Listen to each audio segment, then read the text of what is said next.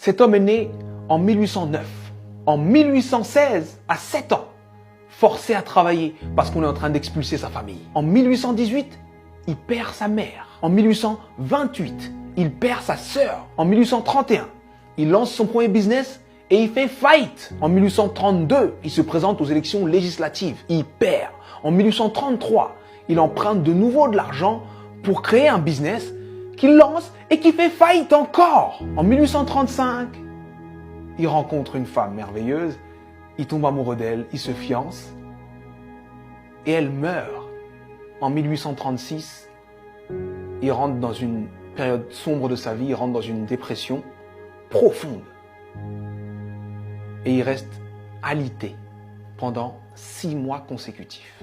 Mais il se relève. Il se relève et cette même année, 1836, il se représente aux élections législatives et il perd de nouveau. En 1840, il se présente pour être électeur. Il perd. Et en 1842, il rencontre la femme avec qui il va finir sa vie, sa femme. Il tombe amoureux, il se fiance, il se marie et elle lui donne 4 enfants. Et il en perd 3.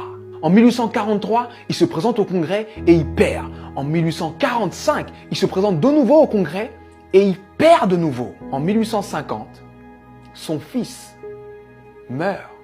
En 1854, il se présente au Sénat, il perd.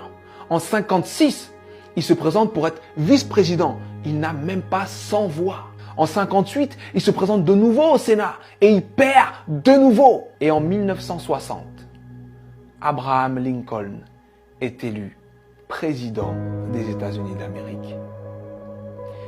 Et il fait 2 mandats exceptionnels qui font de lui l'un des présidents les plus respectés et les plus impactants de l'histoire des États-Unis.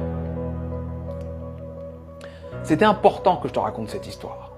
C'était important que je te raconte cette histoire parce que on voit le héros, mais on ne voit pas les coulisses de la réussite. Il faut que tu acceptes les coulisses de ta réussite. Peu importe la difficulté, peu importe ce qui se passe, peu importe ce que tu dis, sache que tant que tu respires, ton but t'attend. Tant que tu respires, ton rêve t'attend. Et je vais te dire une chose que je veux que tu gardes dans ta tête et dans ton cœur le plus longtemps possible et que tu te répètes le plus souvent possible. Les épreuves que tu trouves sur ton parcours sont adaptées à ton potentiel. Les petits potentiels ont de petites épreuves. Les gros potentiels ont de grosses épreuves.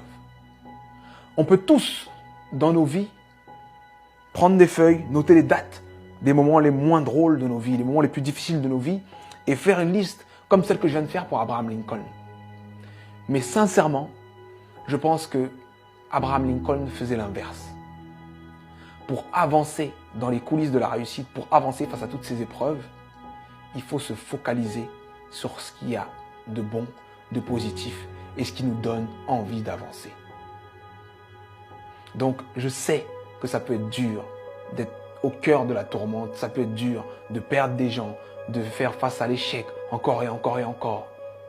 Mais concentre-toi sur ce que tu es en train d'essayer d'accomplir et accomplis-le. Et je peux te garantir que parce que tu es passé par là, tu as changé l'ampleur, le sens et le goût de ta réussite. Alors traverse ces épreuves.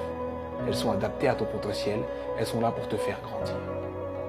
C'était Sudei, j'espère que cette vidéo t'a plu et si elle t'a plu, partage-la. Merci.